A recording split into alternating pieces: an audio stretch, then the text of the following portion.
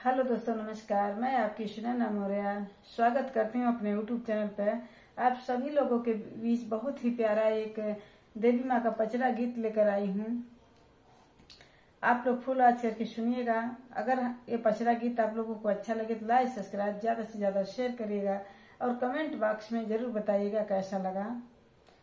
कावन माई गोरवाड़ी कावन माई करिया हो, कवनी हो मैया ना हो, कवनी हो मैया ना, बाड़ी आंगिया के पातरी हो, कवनी हो मैया ना, बाड़ी आंगिया के पातर हो, कवनी हो मैया ना। दुर्गा माई गोरवाड़ी काली माई करिया हो, शीतली हो मैया ना।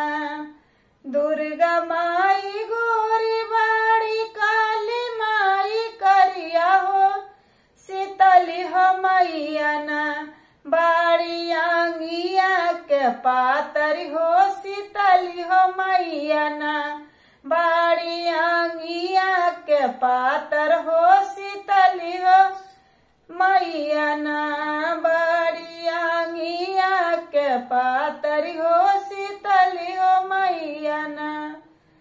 कावन मैया चुनरी ओढ़, कावन मैया पियरी हो, कवनी हो मैया ना।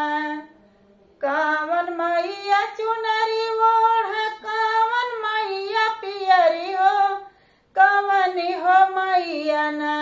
कर सोरा हो सिंगरवा हो, कवनी हो मैया ना, कर सोरा हो सिंगरवा हो, कवनी हो मैया ना। दुर्गा माई चुनरी ओढ़, काली माई पियरी हो, शीतली हो मैया ना। दुर्गा माई चुनरी ओढ़, काली माई पियरी हो, शीतली हो मैया ना। कर सोरा हो सिंगरवा हो, शीतली हो मैया ना, कर सोरा हो सिंगरवा हो, शीतली हो मैया ना। कावन मैया शेरा चढ़, कावन मैया हथिया हो, कवनी हो मैया ना। कावन मैया शेरा चढ़, कावन मैया हथिया हो, कवनी हो मैया ना। हे कवनी हो मैया ना, कर गदहा के सवरिया हो, कवनी हो मैया ना, कर गदहा के सवरिया हो, कवनी हो मैया ना। दुर्गा माई शेर चढ़, काली माई हथिया हो, शीतली हो मैया ना। दुर्गा माई शेर चढ़, काली माई, दुर्गा माई शेर चढ़, काली माई हथिया हो, शीतली हो मैया ना। कर गदहा के सवरिया हो, शीतली हो मैया ना।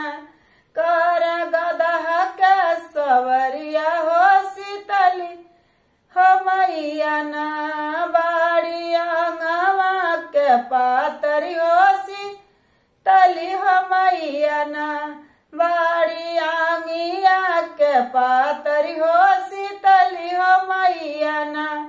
कर सोरा हो सिंगरवा हो, शीतली हो मैया ना, कर गदहा के सवरिया हो, शीतली हो मैया ना, कर गदहा के सवरिया हो, शीतली हो मैया ना। धन्यवाद।